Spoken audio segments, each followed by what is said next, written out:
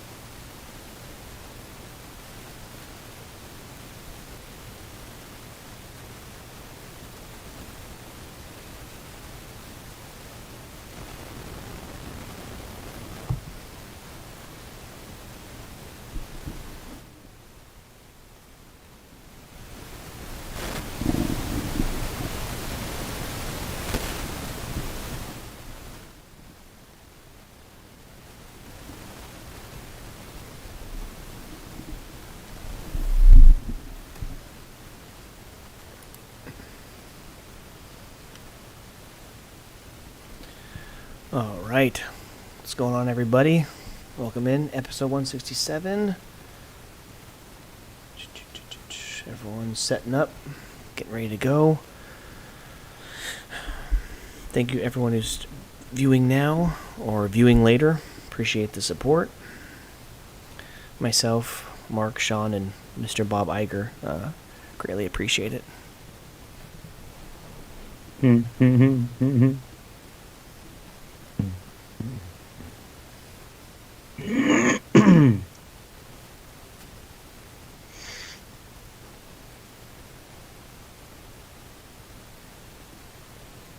Let's go.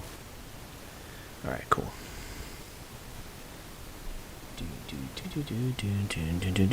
Yes, sir. Solid. Okay. Now we'll need 10 or 15 seconds of silence. So 3, Do it. 2, and 1.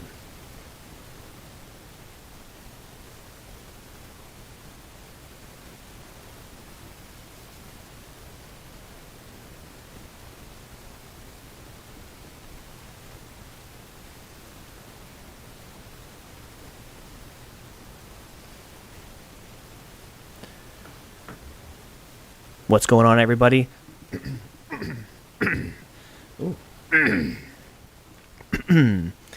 What is going on, everybody? Welcome to another episode of the Comic Bookies podcast. This is issue 167. Thank you so much for watching on YouTube live or listening wherever you get your podcasts. First up this week in sports, the World Cup is finally here from Qatar. We check in on the first few days, and even though the United States did not win their first game, will they make it to the round of 16? We do a standings and story check-in on the NBA and NHL, and of course, we cannot forget college football and the NFL. And over in comic books, we did not record last week, so we have plenty of books to get into, including, hold on. And over in comics, we did not record last week, so we have plenty of books to get into, including some from DC, Marvel, AWA, Vault Comics, Boom Studios, Image, just to name a few. And of course, we can't forget our stories. Top Gun Maverick has a release date for Paramount Plus. Bob Iger is back in the chair in the Iron Throne at Disney. And we say goodbye to Jason David Frank, the original Green Ranger. All that and more on a brand spanking new episode of the Comic Bookies podcast. Come and join us for episode 167. Let's do it. Very nice. All right, cool. Let's rock, boy. Okay. Let's do it. Do it, do it, do I it. see that new chair, Mark. Attaboy.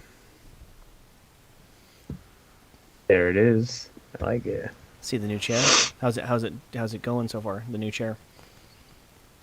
Comfy as hell. Nice. Love it. Very cool. Good investment, sir. Oh, yeah. No squeaks either. That is probably the best That's part. always. Probably the best part. Okay. That water bottle see-through. Look. I like that. Look at him. Looks like you're trying to suck off the guy in the blue jersey. He's getting a sucky. Is that Mbappe? Oh, attaboy. Is that live? Oh, of course it That's is. the type of content we need, Dave. Of course it is. It might just be. Oh, man. So what's up, brothers? You guys ready? 167, it's here. But, man. Was a little bit tired earlier, but Dude, as always, I I'm fell ready asleep. to I know, go. right? Just being fathers. I fell asleep freaking on the couch. Did you fall asleep? I fell asleep, and then I got, and took a I nap fell asleep for face, like man, I did. 15 minutes, like nothing. Like it was the end of like Toy Story 2.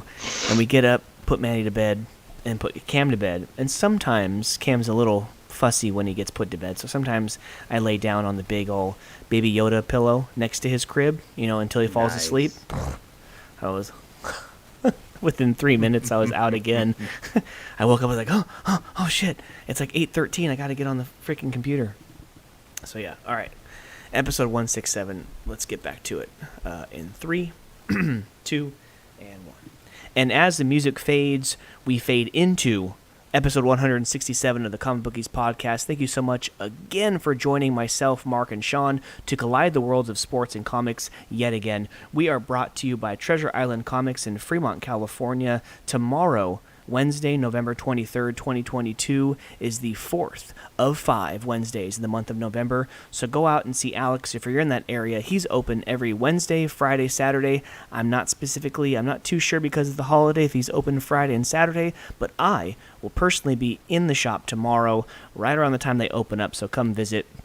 I'll bring some flyers with me, and you can get some cool little free swag from me and from the show. Nice. Yeah. So, but yeah, again, we are live on YouTube right now. Thank you so much for everyone who's watching as we record this unedited version of the podcast, and of course to everyone who's listening on Apple Podcasts, iHeartRadio, Spotify, Google Play Music, wherever you get your podcast. Thank you so much for the love and support, fellas. What's going on, man? Didn't record last week, so we have a lot to get into. We're starting in sports. I mean, it's pretty obvious if you're watching live on YouTube, from Mark's background, what we're going to talk about today. But yeah, before we get into the meat and potatoes of the episode, how's everyone doing? How's the last couple weeks been? I mean, you're already talking about food, and I feel this is our Thanksgiving episode. That's So, right. That's right. It's definitely a good week. It's going to be a super fun episode to what you said. Not recording last week and all the fun sports and comics, entertainment news. And oh, yeah, that certain thing that happens every 4 years finally starts. And it's Thanksgiving week. So, I mean, hey, how could we be complaining? This is perfect for us. But everything is good, bro. How are you guys doing? Good, man. I like how you get off right off the bat, mentioning World Cup, right? And what a crazy day that we had this morning. I know we're going to talk about it later. Crazy. But just crazy time to get the World Cup in, right? In this winter time, players are out of their domestic leagues and just so much different. And we obviously saw that this morning with Argentina going down. We'll get into that later, but crazy times. Excited to be back in the saddle. Excited to talk entertainment, comics, and sports. And man, one of my favorite sports. And every 4 years we get this, and a lot of top stars also, kind of might be their farewell World Cup here. So excited to get into that. Excited for the holidays. Turkey coming up here on Thursday in a couple days, and just trying to stay warm, and just welcome in the holiday season with open arms, the best that I can. Guys, how about yourself? I mean, I'm absolutely ready for Thanksgiving. We had a little potluck.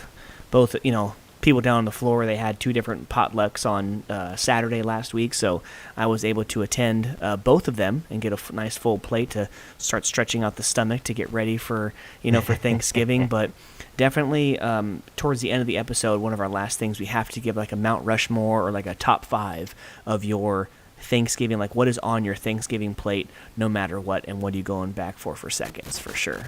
That's a must. No, you said it best, man. I mean, especially with all the football, and to what Mark also said, we got the World Cup game, so it's like, who doesn't want to be on their ass all day Thursday, snacking, eating, Dude. watching sports, and of course being with family, the most important thing. Yeah, whatever. I'm just kidding.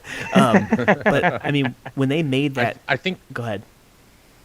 No, I was gonna say that question that you had, or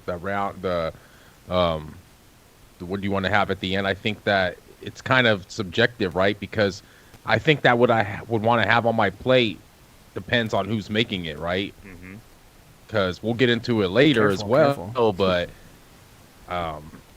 yeah, I mean, it's true. But it's like my mom makes some dishes that I know it has to be on my plate, but it's like someone else is making those dishes. They might make them differently, and it might not have to be on my plate. That's true. So I'll answer from what like I used to eat in like my Thanksgiving dishes and whatnot, because man, she can cook up a storm, that's for damn sure.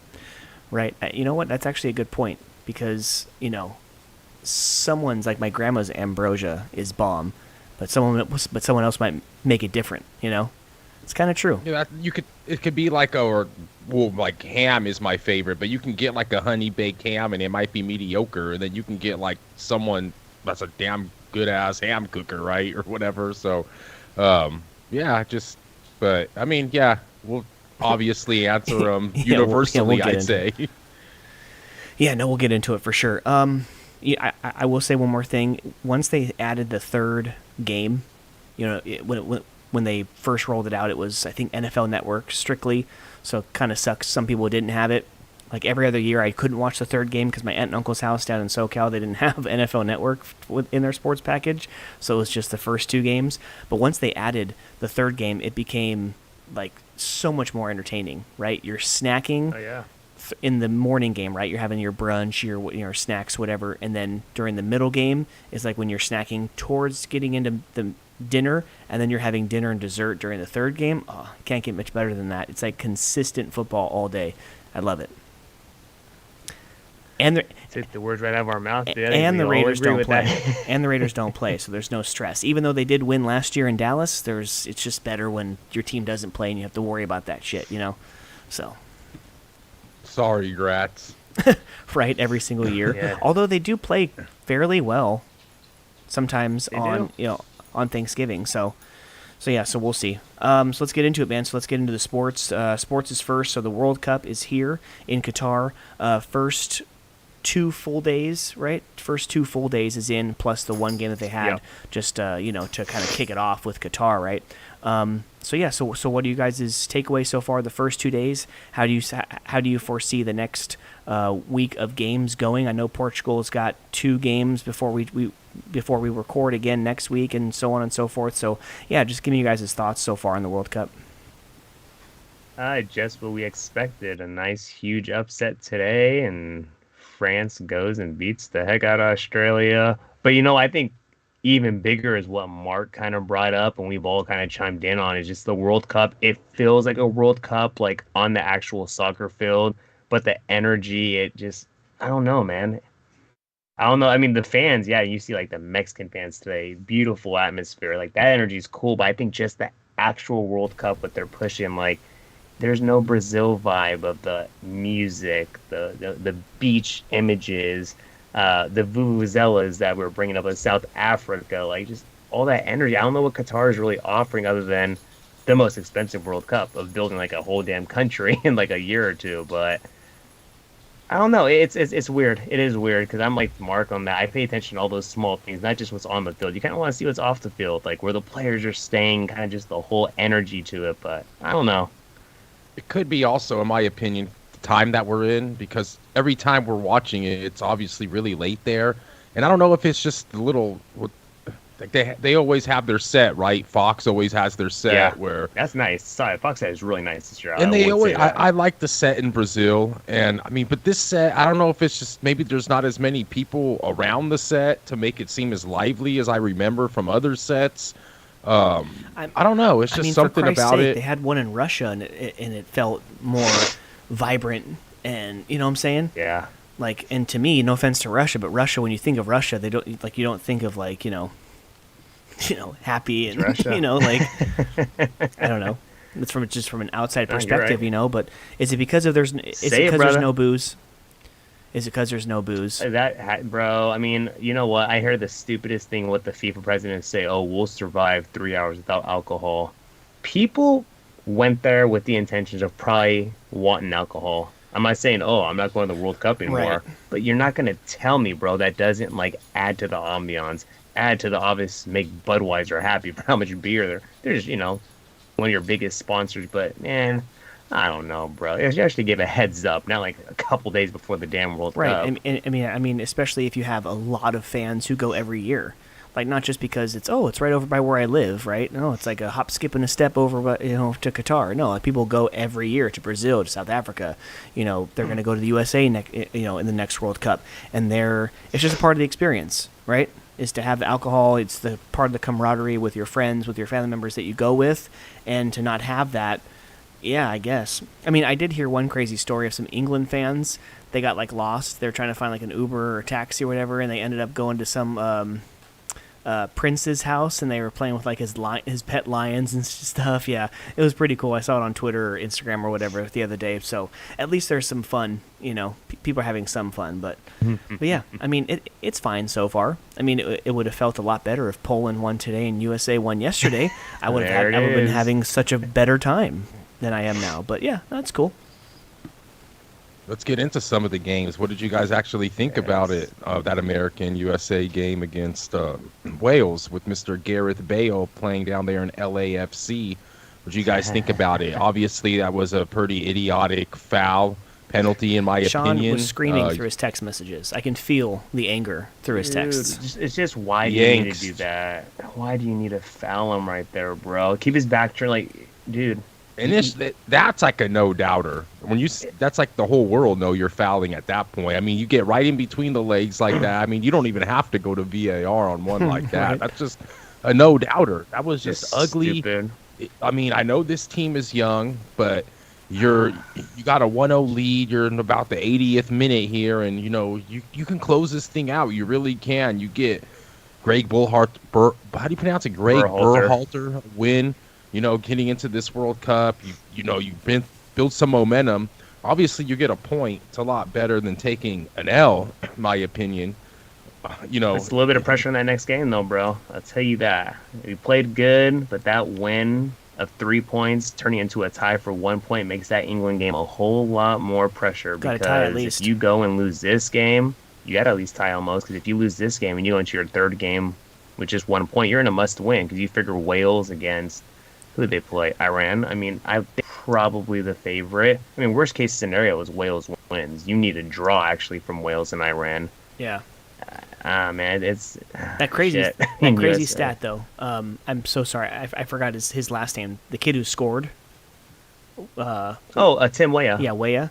I saw the Instagram story about his dad, like the only Ballon d'Or winner from the continent of Africa, and he never made it to the World Cup, like ever. And his son scores freaking, I don't know if it was. I'm assuming it was his first ever World Cup game. I don't know if he played 4 years ago, but yeah, World Cup. But yeah, he scored. That's unbelievable. And then also another stat is that I was in and out of the room, and Danielle told me that, oh crap, it's the first time since 1970 or something. It's the first time since the 70s that someone in the World Cup scored on Wales. Did I hear that right? Is it because Wales hadn't? Wales hasn't. They've been to a Wales World only Cup. qualified 2 Okay. times Yeah. for the World Cup. Okay, so it 2 times and, they've and it was qualified. Pele. Pele scored. You can't score on them if they don't make it. Exactly. So I think what I'm remembering is the reason why I've been seeing Wales so often is because of it's probably the Euro Cup. Euro Cup. They've been Yep, in the there Euro you go, Cup so Euro many times. Cup. So, but the and World Cup, okay. So that's just ignorance on my part. I didn't know that they hadn't made that's the World fine. Cup since that year. But that's still crazy. Like, oh hey, we're in the World Cup, and then It is. first time since Pele. That's crazy. And I know we have some of the games at like those ridiculous times, which sometimes it sucks. Even like an Argentina, yeah, the upset itself, awesome. But before the upset, I wasn't gonna wake up for Argentina going and kicking Saudi Arabia's ass, which obviously didn't happen. Right. But in regards to some of the games that you've seen, Mark, what's the game or what's like stood out to you? Well, it stood out to me Senegal. I think that they had Senegal.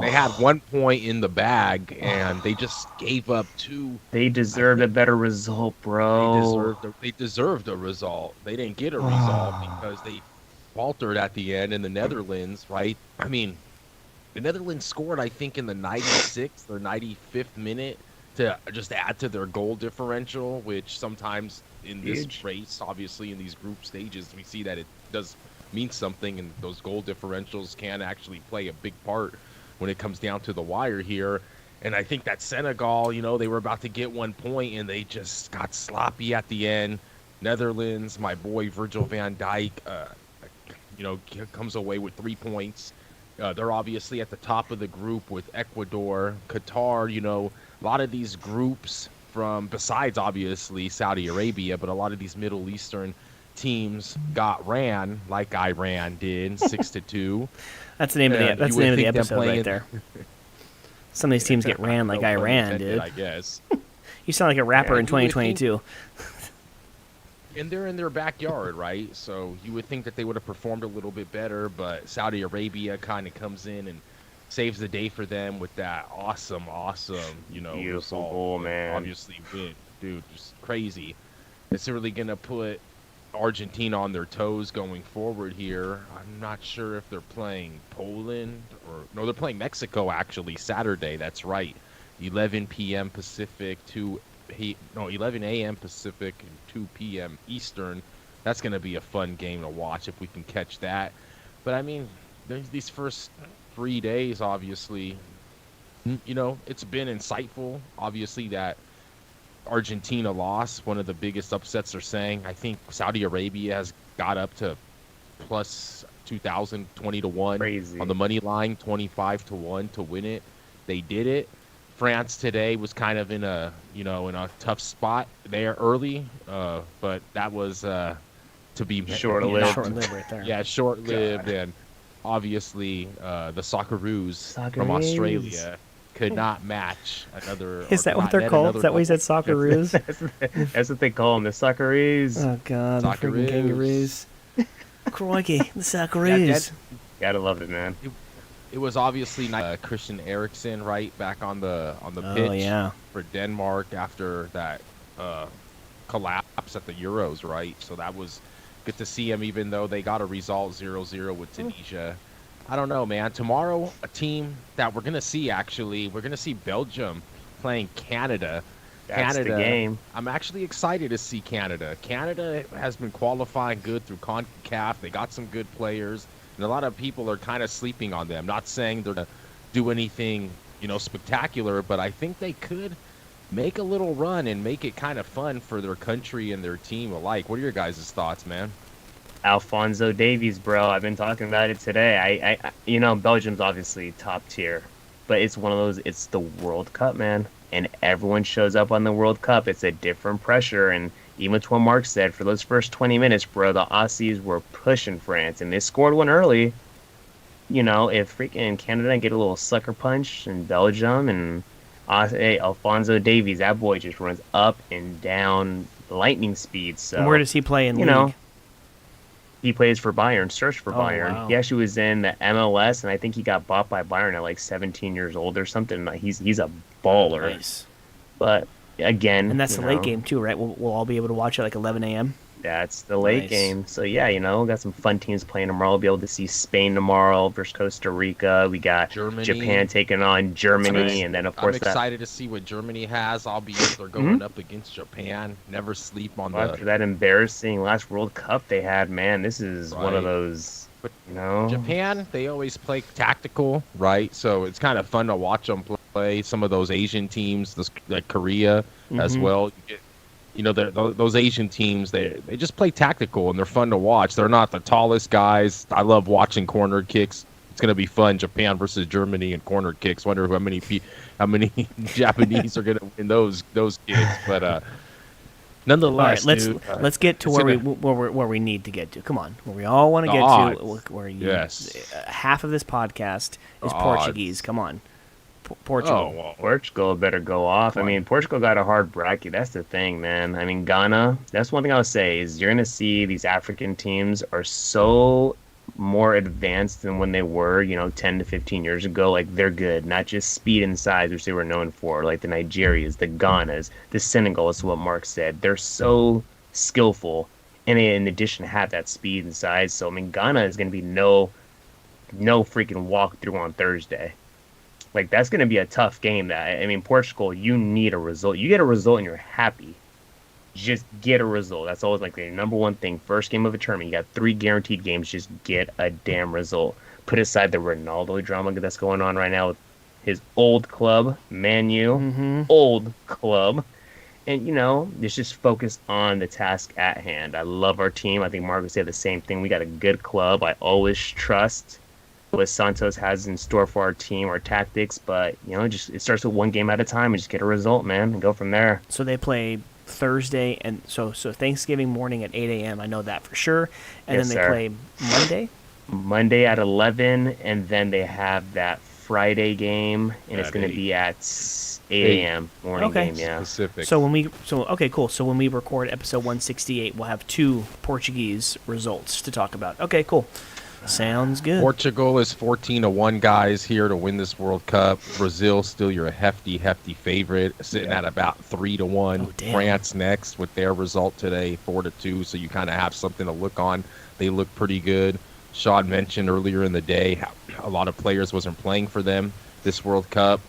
Lost another one today. They're starting left back Hernandez. I mean, he might be done for the World Cup. His Wow. knee got jacked up. So, yeah, they're about 5 to 6, former starters from the last World Cup big tournament short. So, They look strong. Let's see how they look going forward against, obviously, Tunisia and Denmark. That seems like a pretty easy group for them, obviously with their win already, and Tunisia, Denmark with 1 point. But England, 7-1. They also put a smackdown in their first fixture. Argentina, with their loss, still sitting at about 8-9-1. The Portuguese cousin in the Iberian Peninsula, 10-1 in Spain. Germany, which we're yet to see tomorrow, 11-1. The Netherlands, which got those 2 goals late, like I mentioned earlier, to get the 3 points, 12-1. Belgium, 18-1, sitting there a little bit shorter than Portugal as well. So I would have thought Portugal or Belgium would have been, leapfrogged ahead of some of these teams like the Netherlands and Portugal, but the odds are not telling us that. Then Denmark, Uruguay, Croatia, which I don't think Croatia is going to make much noise this year after making the final and losing to France in 2018. I think Croatia is just going to be kind of, I hope not, but they're a little bit older, Modric and whatnot. But I like to see what they're going to show, but I'm just not expecting as much from them. Obviously, what can you expect when you make a final, right? You expect a final. But then Serbia, Ecuador, Mexico, their odds. I know my Mexican listeners aren't going to want to hear it, but you're at about 100-1. Those are very long. And today, you guys came out poor. You guys came out very lethargic against Poland. Poland as well didn't come out any better. Lewandowski, Mike, you might want to get on that, but dude can't score a World Cup goal for his country. And, here we are. In USA, 150-1. Poor guys. They could have had 3 points, but... Yeah, it's looking like, again, it's going to be another either South American or England or a European team. Yeah. What do you guys know? I mean, with Poland, it's crazy. You can't write this better. He's never scored a goal in the World Cup, and then he's also never missed a penalty as a player for his country in Poland. And it's just like, oh my God, are you freaking kidding me? Like you The put one yourself in a freaking hole, right? It's such an opportunity to go up with 3 points, and Saudi Arabia. I don't know if Saudi Arabia is going to continue to play like that, and they could, who knows? But like, I mean, I guess we'll see. But Jesus Christ, dude, you had the opportunity of a lifetime to go up 3 points on Argentina before we even play them. So, Dug yourself a hole, man. I will admit, though, he was going up against a very, very capable goalie. I mean, I know all these 37 goalies years that old. play He's in older the. than I am. Come on. Well, that guy's- Lewandowski is one of the top strikers in the world. No, you got to make that. That's one of those, like, bro, you got to make that. You got to make that. I mean, you're a Bayern, Barcelona guy. Like, good for Memo, too. Hey, Ochoa is good. I am not bashing that. Lewandowski, you got to make that, dog. You got to make that, man. You are top 5 strikers in the world, bro. Sorry, Ochoa is not even a top 20 keeper in the world. I mean, he made a top 20. He made the top save of the World Cup so far. You couldn't be more Damn right. You couldn't be more right. But it's just, damn, bro. Oh, God, Lewandowski. So we have plenty more days to talk about this. We'll have a full conversation next Monday because we'll have so many more games to talk about. Probably some upsets sprinkled in there as well. So next on the agenda, let's get into a little bit of NBA, NHL, just a monthly check-in of their standings. Sean, I know you and Mark would probably want to talk about the Warriors just not playing very well at all still. Thank God it's just down once a month. again, man. So What let's go ahead happened and, yesterday, let's Sean? go and start with the NBA. No one played. Just no one played, and they're just. Thank God it's early in the season to where I guess it's okay to freaking do this it's stupid okay, sitting but back-to-backs, but geez, I don't know, bro. It is really too early in the season to like push any type of panic button. I think the West. I think they said the first. Yeah, I actually have it up right here. The first 10 teams. Actually, yeah, every team from first place through the play-in last spot, 1 through 10, are all within 2 games of each other. Literally, the 10th spot is 9-8. The top spot's 11-6, yeah. 2 games behind. Mm-hmm. So it's like, who cares? The Warriors are. The Warriors are 1 game out of a playoff spot. But it's just like, it's how we're playing, bro. 1 win on the road, lose by 45 yesterday, even if no one played. I mean, no one played, but still, it's just like, we just got to get it going, get that chemistry, because, I mean, these teams aren't getting any worse, and we're getting older. So it's just like... Yeah, our second unit doesn't seem to be really stepping up when needed. Curry's obviously putting this team on his back.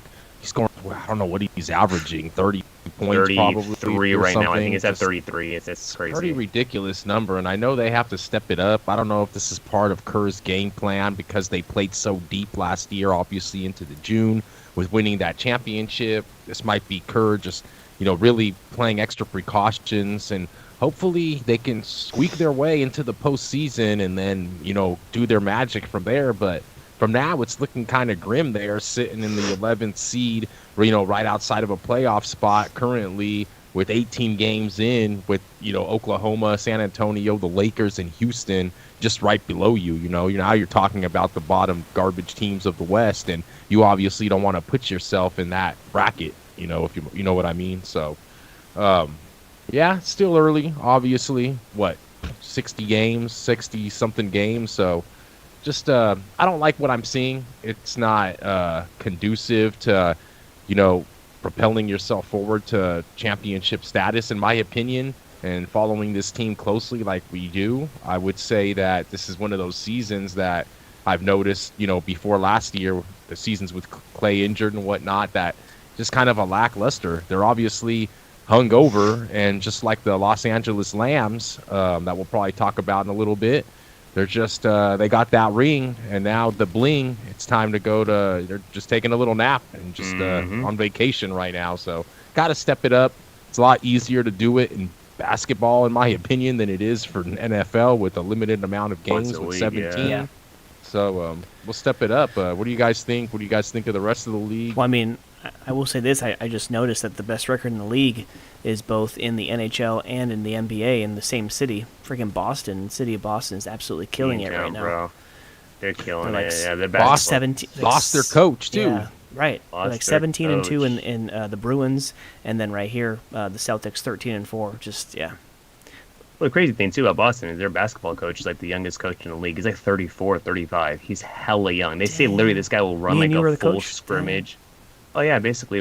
And the thing is, I mean, the best thing that happened to that team, as young as they are, was losing the championship last year. Because you look at Jason Tatum, who's like 24, 25, Jaylen Brown, Cal Berkeley product, who's young, mid 20s, and Marcus Smart. They have good players. So And didn't they add Brogdon, correct? they got Brogdon, they got Williams, they got Derek White. So it's just you got a team that's young and hungry. It isn't the Warriors losing the championship. The Warriors lose the championship at 30 plus years old. They're done probably. This Boston team only reloaded, and they're at that age. Like they're hungry. They hungry. So I mean, yeah, that'd be a good story like if the Warriors and them like met again in the NBA Finals and then run it back. Either run it back, or if the Celtics, like if they won, so they got the revenge. Like, that'd be a cool story, I guess. I like our neighbors up north in the capital city of California from Sacramento, which are the Kings, right? Obviously, I mean, dude, I like what the what's his name? De'Aaron Fox. Well, no, the coach. Oh, Mike Brown. Yeah, Mike Brown. I like what Yeah. Mike Brown has obviously gone and done up there, disciple of the Warriors, and just he knows how to coach, and he's been around the league a long time, and they're 10-6, and yeah, Fox and 7-game win Monk streak. and, Damn, I just seen, and they beat freaking Memphis tonight. dude, Damn. they've been playing good ball, man. They've been playing really good ball, and it's good to actually see them come around again, being up from Northern California as well. So Hopefully no one no one took our screenshot from last week when I said, "Oh, enjoy it while it lasts." Hey, Hopefully no one 16 games screenshots in, I that. think by It puts it in our If face it's if an they All-Star win the break. division, or if they get a high seed. Yeah, that would suck. Yeah, hopefully they get in though. I'm with Mark on that, man. Being the baby brother to the Warriors, and no one hates the Kings. They aren't like one of those. Oh, they aren't rival or anything. It's the They're just Kings, easily forgettable, but Sean. they're just very easy forgettable, basically. But no, hey, good for them. Third place right now, 16 games in. I will say that 2 weeks ago I did do me and Mark did do a check-in on the NHL, so we're going to skip that this week. We're going to get right into football because we have a lot of football to get into. Do we? Oh yes. So so college football. Oh, what a game! What a game at the Rose Bowl. USC and UCLA duke it out. USC squeaking by with a win after today's new college playoff vote. They are now number 6. They're looking like, if they run the table, if they can win at home this Saturday against Notre Dame and then win the Pac-12 championship probably against Oregon, I'd say, they have a shot at getting into that playoff. Well, Michigan and Ohio State play each other, so someone has to get out. Someone's losing. And at this point, Michigan already has a loss, yes or no? Michigan is undefeated. Okay, so as well as I guess Ohio State. They almost lost last week, but they had a last-second kick to beat Illinois 19-17. That was a close one. That got kind of scary there for Mr. Harbaugh and the boys from Ann Arbor. So I would guess, like when I'm thinking of who I would want to lose, I'd rather have Michigan lose. They're lower in the seed. They're closer to USC, so have them lose, because if Ohio State loses, they still have a shot at the playoff. You could argue But their strength of schedule, though. No, you guys will. USC undefeated will be ahead of Ohio State. I mean, one Oregon loss, State is guaranteed. now ranked, but USC has a loss though too. yeah, we lost to Utah. Okay. We lost. So the only ranked team that we've played so far, besides UCLA, was Utah, and we lost. Keep forgetting you guys have a loss. That's where the. Okay. Right. That's what I'm saying. I'd rather have Michigan lose because they're closer to USC. A bunch of good games this week. So, of course, Michigan, Ohio State. They play. USC is at home against Notre Dame, who have been playing well. But I am not surprised that I'm seeing USC favored by almost a touchdown here. It's rivalry week, pretty much. Pretty much, it is. Right? I mean, Looking at these games. What about the Green Wave, man? Holy crap! 9-2. Hold on, Tulane is 19th ranked, but they have 2 losses. Tulane, 19 versus Cincinnati. That's kind of weird. Usually, if I see Tulane Tulane with 2 losses, they're like down in the 50s ranked, but they're still 19. Wow. So Cincinnati at 24th ranked, so they're playing this weekend. 3-loss Ole Miss, freaking number 20 still. That's true. Well, SEC is always going to get the from the voters. They're always going to get State, 8-3. They're at 16 now. So Oregon State plays. So yeah, it does look like it's rivalry week. The Civil War. Right. Civil War, yes sir. The Civil War. Yeah, but dude, I mean, I don't know how. I mean, I think for your sake, Mike, I think that Ohio State probably can't pull off that win against Michigan. I think Michigan is dealing with some of the injuries. They've been very dependent, on Chase Corum, their running back, and I would say their aerial game isn't just as good as Mr. C.J. Stroud's and the ones over there from Columbus. The Raiders' next quarterback. So I kind of like them to get the revenge. Michigan finally beat them last year after losing 9 of the previous years before that. So crazy. I think it's time to get back in the saddle for the Buckeyes here, and I think they have something to show, and I think they'll get in. And Georgia, I think those are probably 2 that are for sure. I mean, but it's such an uphill climb with Georgia, though. It seems like they are so much better than everybody else. Jesus Christ. They are. They're so good. So it's like Georgia, and then whoever the hell else. It don't matter in the whoever playoffs. It is. It seems like it doesn't freaking matter, and especially if USC is going to squeak in the 4th spot. Oh crap, we have to go play Georgia first. Because I think the only way Georgia, or versus the Georgia USC, the hypothetical is the only thing USC can do is just keep scoring points. You gave up 40 plus versus UCLA. How many points are you going to give up versus Georgia? Oh yeah, their defense is not there right now. And that's the reality of it. Well, I'll tell you what. Georgia, the very first game of the season, they played Oregon, and they put a beating on them, like 40-something to 3, right? So you're telling me to play that Georgia game, USC is most likely going to have to go through Oregon in the Pac-12 title game. Yeah. So let's see, are they going to put a beating on Oregon? If they can put a beating on Oregon like Georgia did, albeit that's the first game of the season, Oregon, new coach, new quarterback, they're adjusting. I got to give them that. It was ugly. It was ugly. Slapping. Jesus. And it was, like I said, new coach, new quarterback, adjusting to a new system, going on the road, obviously, not in Georgia, but in a neutral, I think it was, and Atlanta. Opening week it was a neutral, yeah. So, I'd say. I mean, it seems like the only test they had. I mean, yeah, they only they only beat Kentucky by 10 last week. But it seems like besides the game against Missouri back in the beginning of October, they've murdered everybody. And even though the score didn't show, they throttled Tennessee. It wasn't even close. I don't know. I'd be so excited because, like I've been saying, people who have been listening to this podcast for the last couple years, I said it like when Lincoln Riley came in, I said it goes in like steps. You won't even make the Pac-12 championship the first year. They didn't. It goes in steps. Yeah, they might. Well, no, but so. Might this is his first year, exceeding expectations. Right. So that's what I said, right? Is you get up there, maybe have a few of those losses, the classic USC losses, Just got one. Right. Just the one. So don't lose it now. So I don't know. And then like the next year you go to the Pac-12 championship, and then the third year, you fight for a playoff spot. So he's already exceeding expectations. And with Caleb Williams coming back again next year, Caleb good. So who knows? Caleb. That defense needs to exceed expectations. He had a pass that was an absolute freaking laser. He was coming across to the left, right? Came back across his body. They always say don't throw across your body. Although he was passing to his left, but off of his back foot, he threw like a 30-yard dime, like an absolute freaking laser, to one of his receivers. It was. Did he throw as good as Spencer Rattler in Columbia, South Carolina against the who they played? Tennessee, right? Tennessee. My God, Rattler. Dude, they made Tennessee look pretty freaking. That might have been one of the worst games Tennessee's played ever. Tennessee's quarterback towards ACL. I think it was halfway through the second or third. Yeah, that sucks. Who did? Tennessee's quarterback towards ACL. Did he? Yeah. Hooker? Yeah. Mark, wow. If you paid, where have I? I'm living under a rock since Saturday. If you paid attention to the Comic Bookies podcast Instagram page, you would see the story. That's all I'm saying. Caleb's having himself a season, bro. I was seeing actually like a scouting report on Caleb. They said, hey, don't be surprised if he's going to be the top quarterback take when he goes out. He is good, man. He can sling it. He can move well.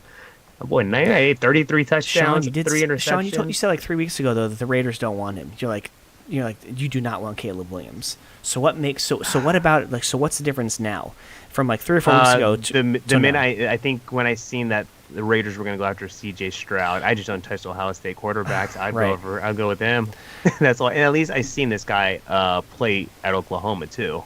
So I'm like, True. Okay, you put it in perspective, one of those guys, yeah. True. Even though historically speaking, USC quarterbacks don't fare too well in the NFL, you know. Carson Palmer had a decent career. You know, he made it to a playoffs a few times. He made it to the Raiders. Mark Sanchez, first 2 seasons in the league, he made it to the AFC Championship game both years. Well, what's he known for now, the ass though? fumble, the butt fumble. There it is. Actually, the anniversary was yesterday. Yeah, the anniversary of that. And then I also saw like 2 weeks ago that it was the anniversary of when he was eating a freaking hot dog on the sidelines in Oakland. Legendary. Mustard only. That's disrespect, dude. Wasn't it the anniversary a couple weeks ago of that play that the Colts ran? What was that one play they ran? They had they set up all weird. They just hiked in what the hell was the point of that? It was like a They quarterback. Yeah, It was like a punt or something. Jesus. you know what I'm talking Can't about? make it up, bro. But but a huge slate of games this weekend in college football. None more important than obviously Ohio State, Michigan, and USC Notre Dame. So we'll talk about that in plenty next Monday. But let's get into the NFL, boys. Mark, I think he's still. Mark, what did you go in the contest? Let's Mark's give it in quick. first. So Mark's still in first. TJ's one behind, and I'm behind him. Okay, so It's getting tough, I man. did do 2 straight weeks of 3-1, and then I went 2-2 this week. So I'm still like 8 or 9 wins behind Mark, but I'm slowly but surely. I'm not going 0-4. I'm not going 1-3. So let's check this leaderboard here for the Comic Bookies Super Contest. Yeah, Mark has 26 wins. Mr. Lurk Boys has 25. Yep. He's lurking. Sean's there with 24. Mark's boy, his brother-in-law Gabe, is with 23. And even Aaron. Is it really? Aaron's up there with 22 wins. So. Oh, yeah, roll 20 within. No one's tied at those top. It's 26, 25, 24, One game 23, away. 22. There's 2 people tied with 22, but the 23, 24, 25, 26 are all by themselves. That's how close it is. All it takes is for me to go 1-3 and for someone to go 3-1 and bada bing, Right. bada boom. The lead's Sean's gone. wife Marissa and my mom both have 18 wins. My mom goes 4-0 last week. Like, what the hell? Nice. I'm right behind them with 17. So yeah, so I'm 9 wins behind Mark, but we still have plenty of football to play. This week is week 12, I believe. So we still have 12, like 7 more weeks left. You know. So what do you guys think? Any reaction from last week's games? They had the Mexico City game where the Niners put a pounding on the Cardinals. The Raiders won their 3rd game of the year. The Denver Broncos have yet to beat the Las Vegas Raiders, so that's pretty cool. So the Raiders just notched another number on their belt, 2 times against the Broncos and once against the Texans. So that's some good company of wins right there, might I add. So yeah, but they go to Seattle this weekend. Sean, who the Niners got this week? We are hosting the New Orleans Saints. The first of 3 home games in a row. It's going to definitely be a juggernaut 3 weeks. The Niners game next week is actually going to be good against their old coach. Niners, with Miami coming into and town. then I'm actually going to hopefully be going to that game. But yeah, Niners, New Orleans is a must-win because after that we pretty much have to split the Miami-Tampa. I mean, we can take both of them, of course, take both. But yeah, Miami and Tampa back-to-back starting next week. So what's that spread there at home against the New Orleans Saints? Are we looking for maybe a New Orleans cover? Maybe because it's a look-ahead game. It's a 9, I was just 9.5. going to say that. This is a look-ahead game for the Niners. Because they blew their load up in, mile and a half high up there in Estadio Azteca. So that's something that's something I'd be looking for is probably a Niner win, but maybe by 7, right? A win and escape with no injuries. Exactly, yeah, like one of those ones where you just kind of escape with it. So -9 for the 49ers. You got other games like the Rams and Chiefs -14.5. I was gonna bring that up, man. As bad as these Rams are looking, there's a point where it's like they're just really bad. Like despite like some of those names on that roster, and it's like 14.5. Like how do they not cover that? So. Both East divisions, every single team in both East divisions are above 500, which is pretty crazy considering at the beginning of the season we're talking about the Commanders, we're talking about Steelers. No quarterback. What? You said every team in the East. Every team in both Eastern divisions are above 500. crazy. Like, you wouldn't say that the Jets and the Commanders were above 500 11 games into the year. Absolutely not. There was a point last week before the game started that the whole AFC East would have been in the playoffs. Right. The whole damn division. Right. Crazy. Unbelievable. Well, that was what was supposed to happen to the AFC West before the season started, remember? They already had every single team. It was supposed to be the best division ever known to man. Yeah. It's crazy. It's supposed to be debacle. Devontae Adams coming over, Russell Wilson's going to cook and ride, and freaking Mahomes is going to keep Right doing into his a top thing, pick. and Herbert getting Khalil Mack, and everybody in the West was supposed to go to the playoffs. I remember that. Seattle Seahawks. That was about Seahawks pick is looking better and better right there for the from the Denver Broncos. That's a top 5 pick 12, right there. 13 weeks ago. Now, are the Cleveland Browns actually going to get to play in their home stadium? Did you see what happened today? Someone broke in and did like donuts on the field. Just totally annihilated the field. Danielle just told me that like an hour or two ago. Yeah, in Cleveland. Cleveland. Yeah. I mean, was it Goodyear's? Was it Goodyear's? It was next gen. Because the headquarters is right there in Akron for Goodyear's. That's true. Where they come out That's of. True. So. You have the Tennessee Titans, which are number 1 in the league against the spread, 8-2. I freaking called it. I called it, and I didn't pick it. Like it was a freebie. It was, and they were getting points. They were getting 3.5 points against the freaking shitty ass Packers, and I still didn't take it because I hate picking Thursday night games because some of those games are really wacky. People coming off short weeks, like you just don't know. And they outright covered. They won by 10. I was like, God damn it! I thought they were -3 or 3.5. They were plus. So plus money. That's what they were. Cincinnati's in Tennessee. Let's talk -1.5. about how good Minnesota looked, boys. Oh my God. Easy, easy money. Give me that. That was easy money. When they play versus win. tough defenses, bro, like, I was hearing where was I hearing it? I can't put the damn source to my head right now, but just look at their freaking schedule. When you put them against a super tough defense, that Dallas defense, top 3. Dude, Kirk Cousins is like Mike always says, he is who he thought he was. Yes, they're going to probably win the division. That has nothing to do with the argument right now. But you put him against a tough defense, man, that guy just shits the bed every time. Mm-hmm. Their defense didn't help him much out either against Prescott. But, yeah, Mr. dude, Pollard? it's just... Oh, man. That was like, Sorry, honestly, John. a gimme. Vegas gave us that game. Because, Right. Minnesota was 8-1 at the time, I think. 8-1, yeah. And You're and at they're 8-1, and you're a dog in your own house. Yep. Home dog. Exactly. Not by Against a accident. team that just lost to the Packers. That was kind of like, that was right there for the taking, man. Yep. What are the games It's you guys crazy. like? The Ravens usually play a little bit better on the road. But they're down in Jacksonville. What's that weather look like? I know, right? Jacksonville off the bye, huh? Jacksonville off the bye there. 72 degrees and cloudy, probably a little bit muggy. That's where. Dude, Baltimore struggled a little bit last week. Yeah, they went. I think they shut out Carolina, but it wasn't I don't like Baltimore. 13, I don't like 13 them and 3. I don't like them at all. I don't think they're a good. People think they're good. I don't even think they're a really good football team, to be quite I've been honest. saying this. Did yes, you guys? thank No. This was our division. We were split, right? You guys picked Cincinnati, and I picked Baltimore. I picked Cincy. Yes, I know. I picked Cincy. Yeah. You think this is when you may have split on with us too? Well, Baltimore is just one game ahead of Cincy. Cincy's kind of creeping. Cincinnati's playing a lot better. that- Joe Burrow and Mixon, they're playing a lot better.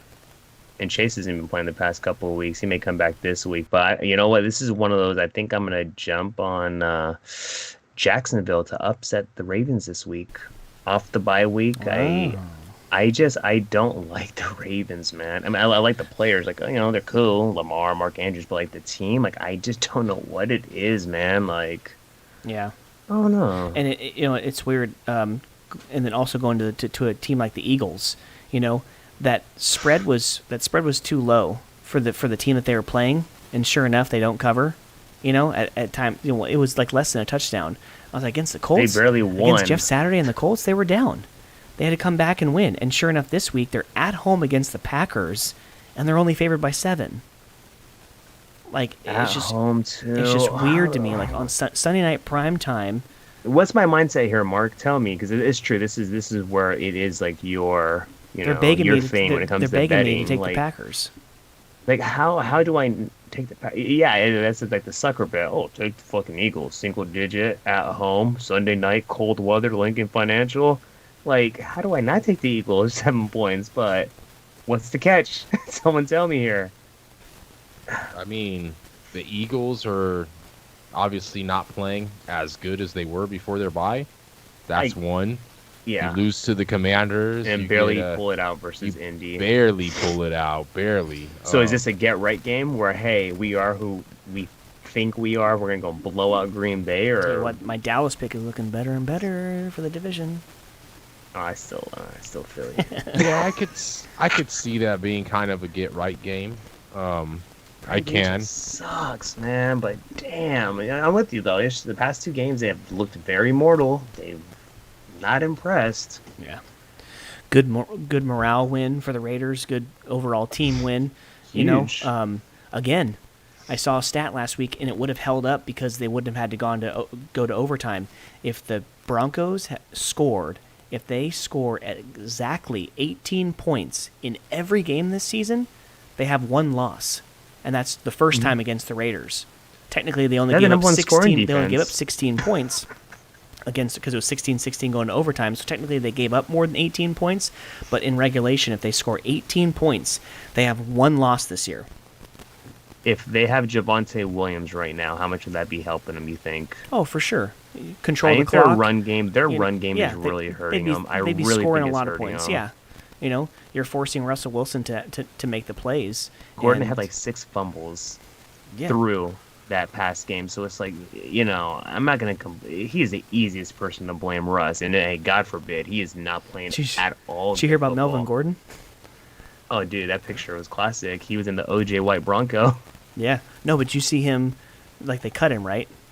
Oh, they cut him. Yeah, Yeah, they cut him. But did you hear the story?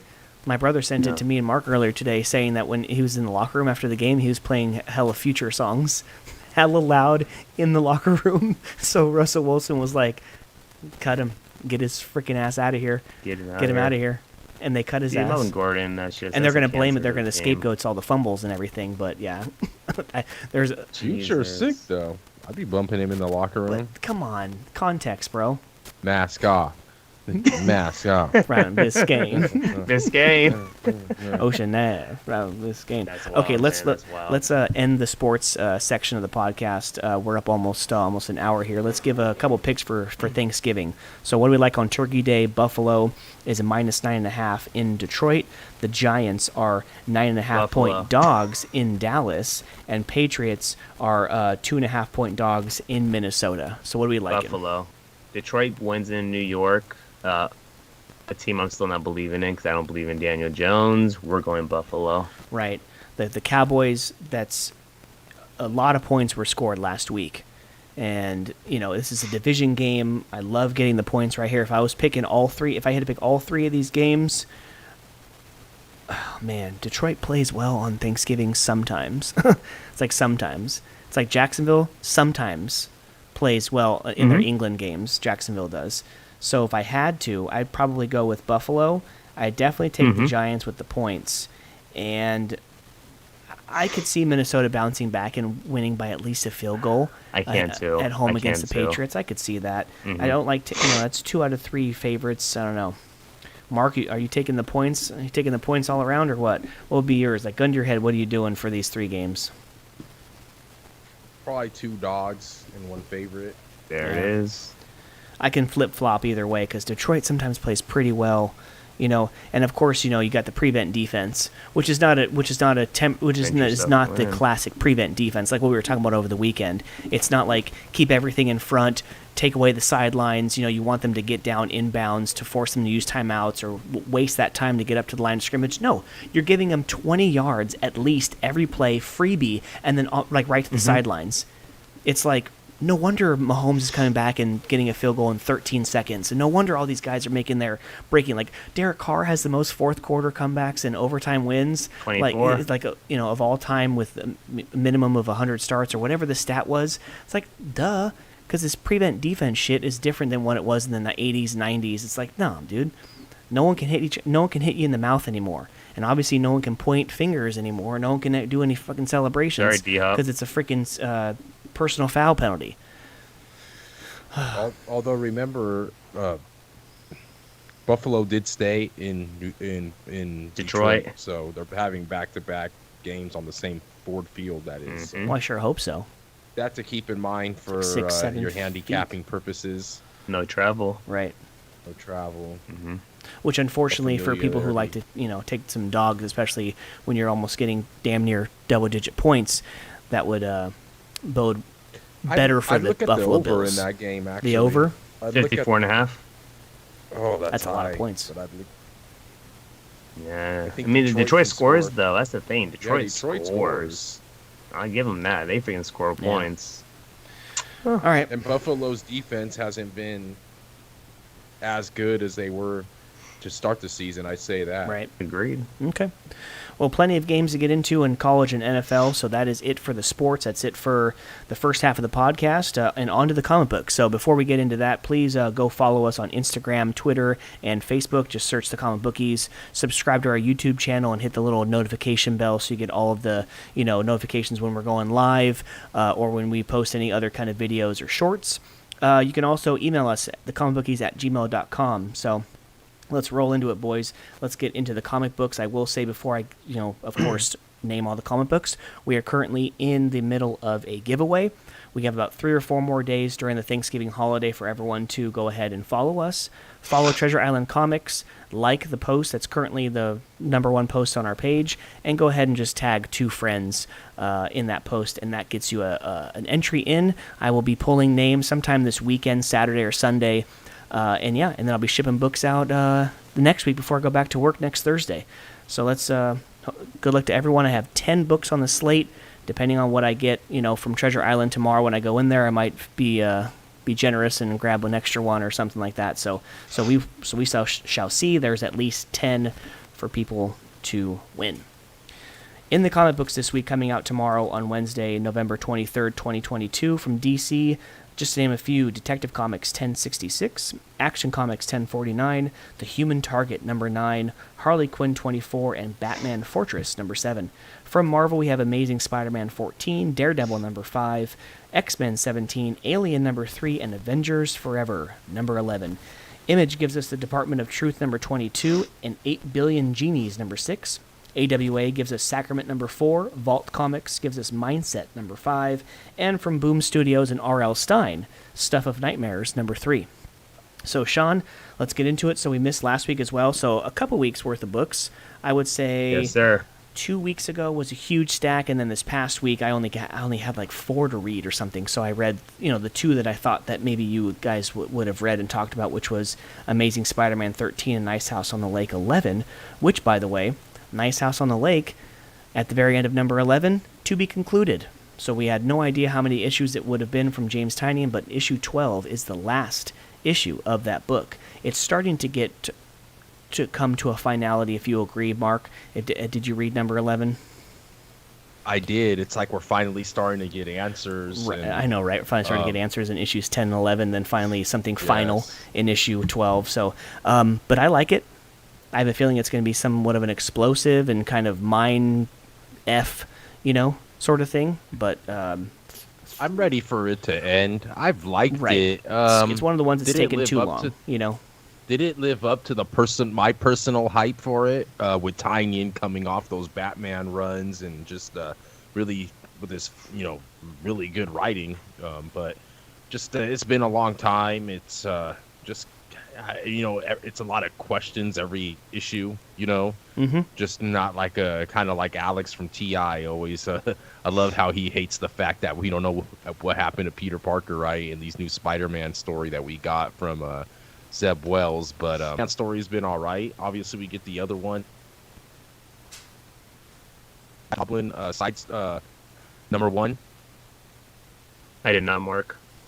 Alex just threw it in for me.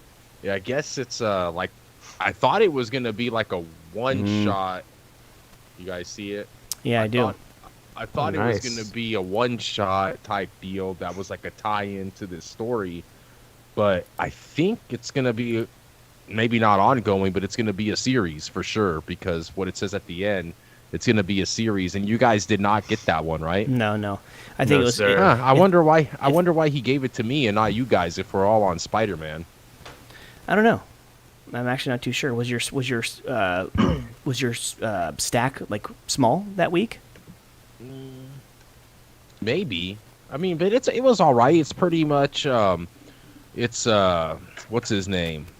The character in the Spider-Man that's right now the boss, Norman. Mm-hmm, yeah, Norman Osborn. He's basically the Gold Goblin, which you obviously saw at the end of Spider-Man number whatever the hell it 13. was. 13, right? Yeah. So you kind of see him get out of the hospital, and he has to go save Peter Parker, right? In his suit. I mean, it's still not doing it for you. He's shaking his head, ladies and gentlemen. I see him. Kind of brought me back for a few issues, and then you lost me for the next two and 12 and now 13. I don't know. It's just, and then they try to dangle the carrot out to you with this character at the end, this chick. I didn't get a chance to go and kind of research and to see who it was, but I don't know. Two different hobgoblins and back and forth, like, oh, he's being mind controlled. No, actually he wasn't. This and that. I don't know. And then Alex posts the thing like, what did you do? Like we still don't know. 13 issues in, like, what did he do? Yeah, right. So that's what I just said. It pains him so bad to not know. Right. So what's going on yet with Peter? But so we'll see how this arc kind of 14 unfolds. Right. If it's supposed to be like an arc, like 6-issue arc, we still have tons more. All the way through 18. But so we'll see. Did Daredevil you 5? ever have a... Oh, sorry, go ahead. I was going to ask Mike, did you have a chance to get the re-released copies of that Death of Superman that came out on the 9th? Yeah, I did. Okay, because I actually did read, and I think that actually was like the story of Superman dying when you fight Doomsday. I actually read that, and it was pretty good. I mean, yes, it's just like one issue, but I actually read that. It was one of the first stories that I read. So I don't know if I've said this on the podcast, but the first stories that I read comic book wise was on like the DC app, like the DC Universe app. So I would like buy.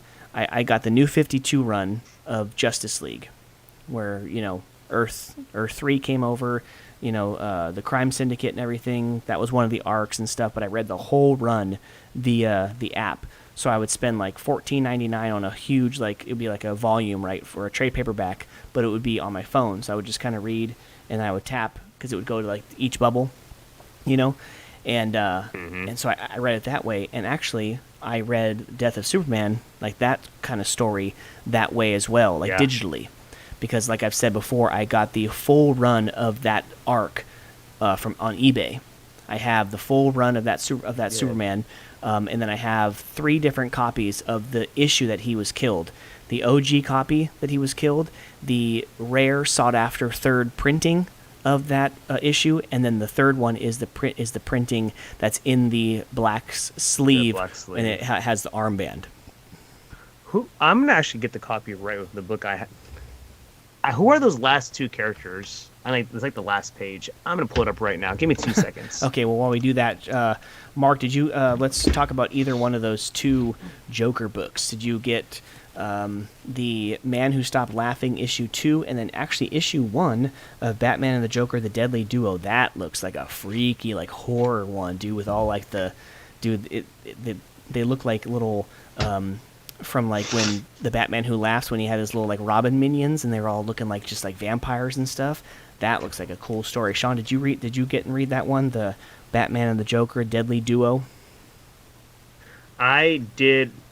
I told Alex I want it, and I didn't go to the shop last week, but I did see it. So it should be good. Yes, I did see that one. Definitely worth it. It's a DC Black Label book. It's so weird, and it's more like a horror story, right? Who's this, Mike? I can't really see because it's flickering. Shit. God damn.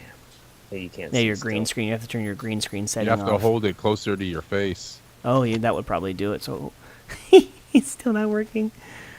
Oh yeah, like the guy in the white and the girl in the red and the green and blue. Yes. Oh, I don't know. I'd have to. I'm not sure. Oh, it is. Okay, it is flickering. Okay, yeah. But you do see how I'm talking about. Yeah, because all I do is, oh, we didn't make it in time. He must have survived. Can't go like this.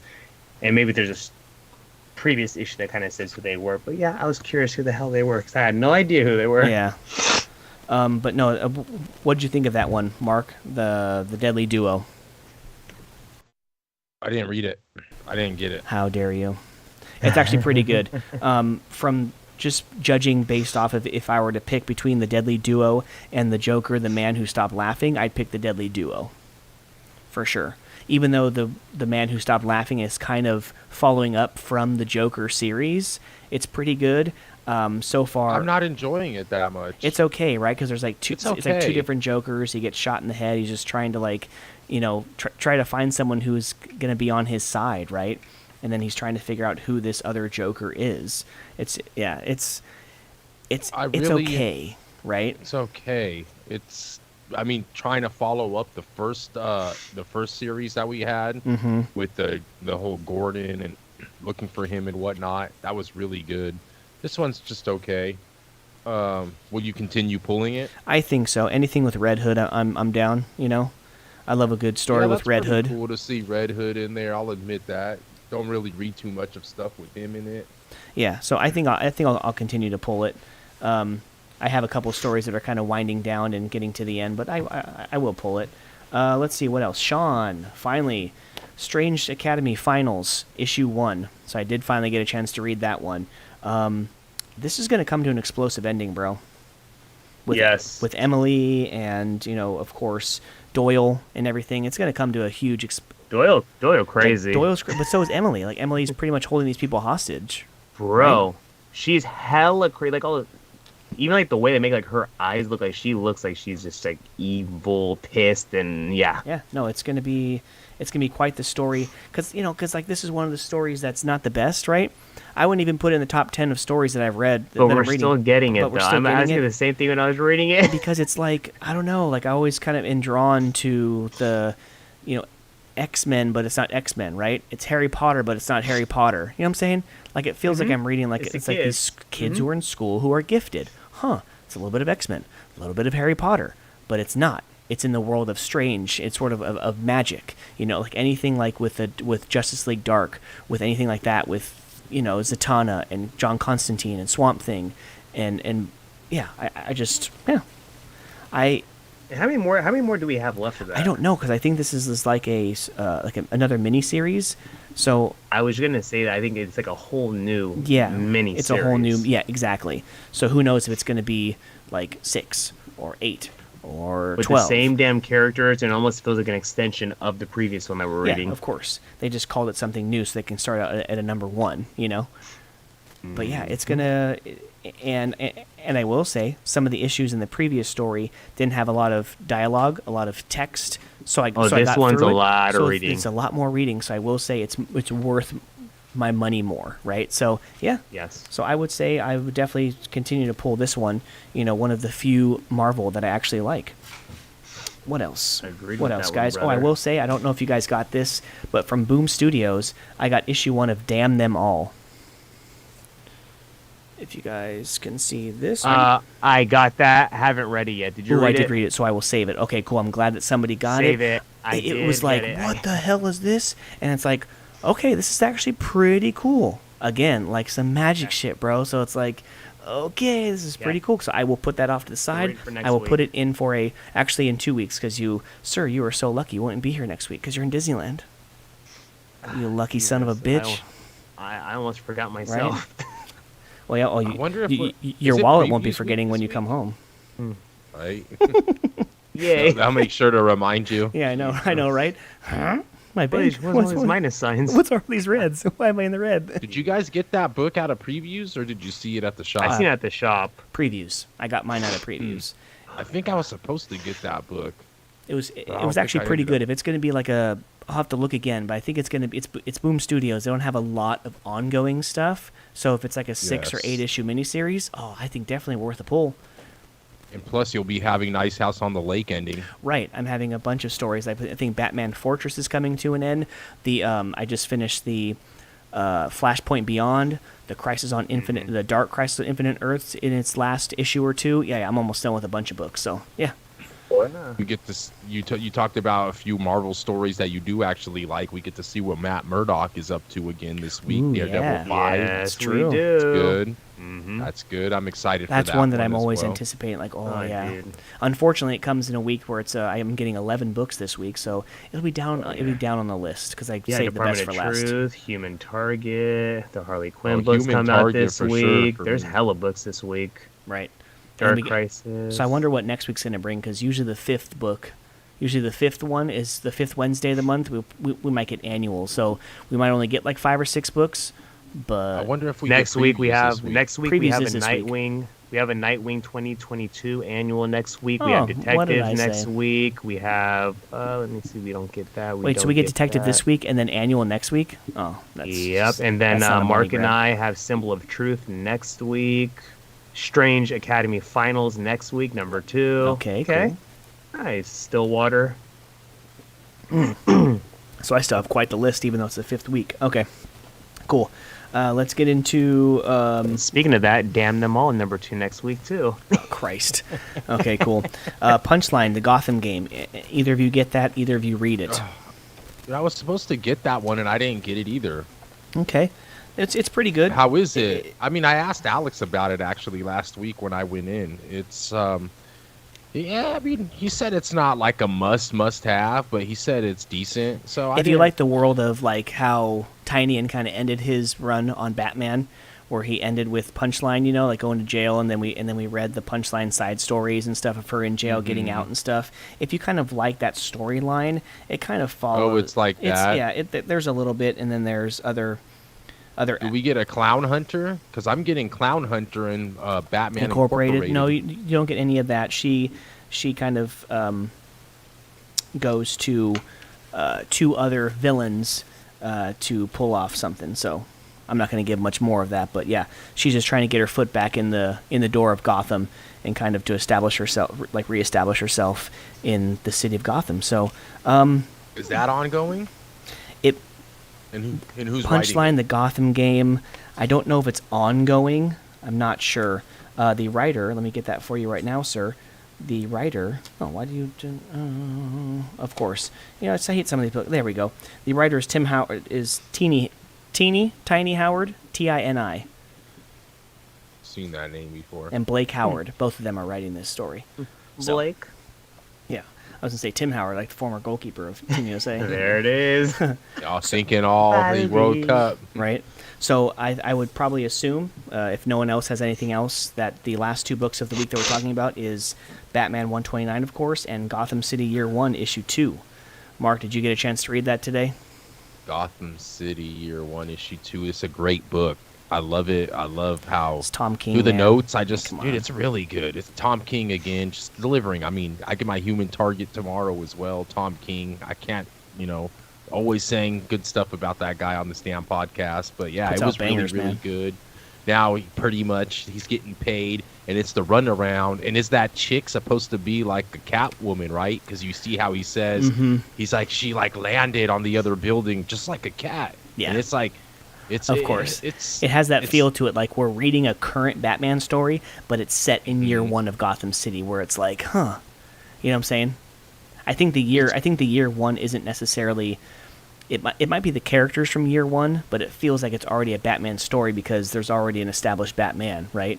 Supposedly, And correct me if I'm wrong. Didn't Tom King like work for like the CIA or like Yeah. before he wrote books? Like he worked in government, right? Yeah, so he can write the hell out of a spy book. He Yeah, can the write the experience, snot out of yeah. like a detective type. Dude, I love it. So it's like now you got That's dope. the supposedly Catwoman, and she's in on it, giving this guy all these notes to get, the Waynes to give him all this money in these duffel bags, and he's showing up to the spot, and he's basically telling Wayne that this isn't going to work. We're not going to give him $100,000 just to get another envelope with more information on it. Like, your daughter's not here. Your daughter is kidnapped.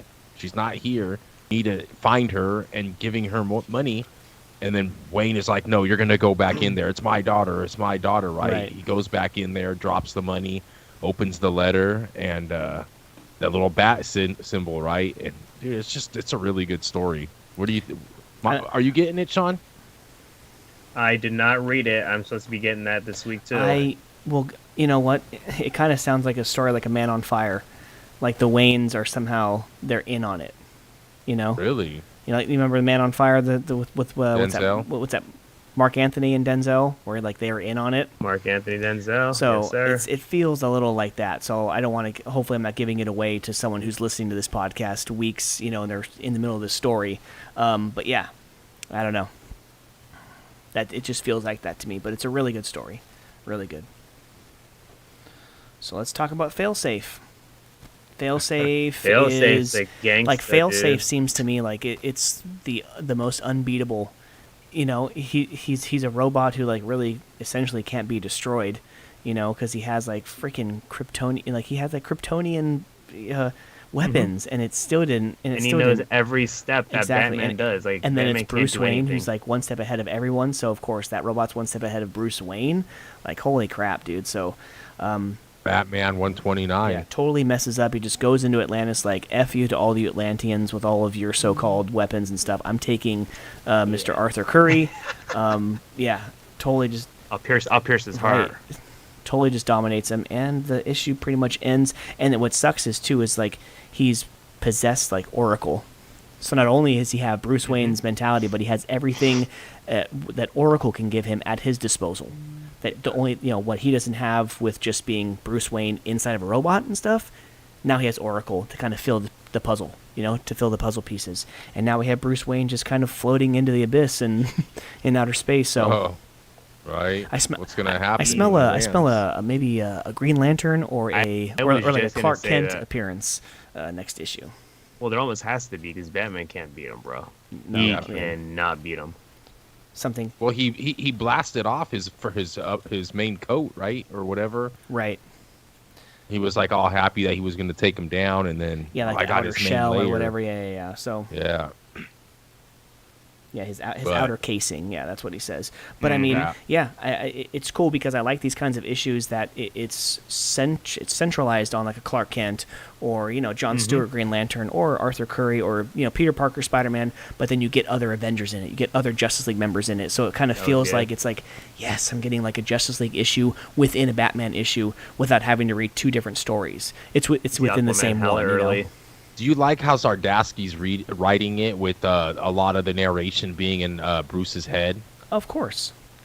Yeah. Of course. And it's not, and I love the narration of a Batman story compared to a Peter Parker who's just freaking silly. Like, oh, I'm surprised that didn't kill me. Batman and the Joker. It's so annoying. I personally think Peter Parker's inner monologue when he's talking to himself is so annoying sometimes. Because most of the time, to me, it's not funny, and they're trying to be funny. I think Batman and Detective Gordon and Joker have the best monologue for me. Detective Gordon and Joker was I think dope. Detective Gordon might have the best, because, there's actually don't like a lot of stories that have monologue type writing like that. Like the whole story? I hate it, actually. but Batman's actually, it's good, because actually it's clear at least, and like it's like, okay, it makes sense. Right. But... yeah, there's some I'm actually funny you brought that, Mark, because I was reading asking the same thing, like, damn, there's times I freaking hate this shit. Well, it's things we got to talk about. That's what this podcast is about, right? I mean, I like bringing up these topics, and it's just like, there's so many different styles of reading, dude. But it's good in Batman, though. Mike is right, though. Actually, it is good in Batman. Yeah. Because you would think, like, if he's running for his life, if he's trying to stay one step ahead of this, and that, he doesn't have time to just kind of have conversations with people. Of course, he has conversations with Aquaman, but when he's in the middle of a fight for his life, that bought me 30 minutes, or 30 seconds. That bought me a minute and a half tops. No one's explaining what's going on. Make it count. Make it count. Yeah, exactly. So I mean, I do like that.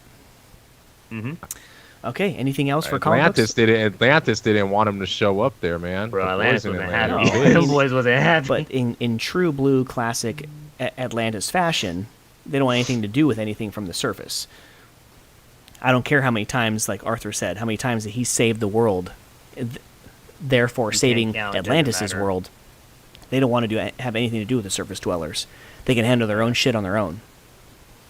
So... All right. Well, that does it for the comic books, ladies and gentlemen. Let's.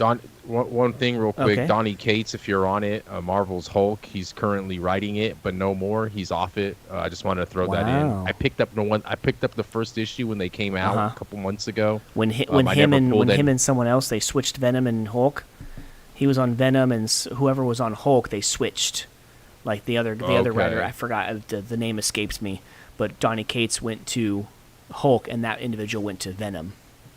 And he's off now, so he's Ryan Otley taking over. Is it this? Is it the same story, or is it something new? I've yet to this day subscribed to a Incredible Hulk story.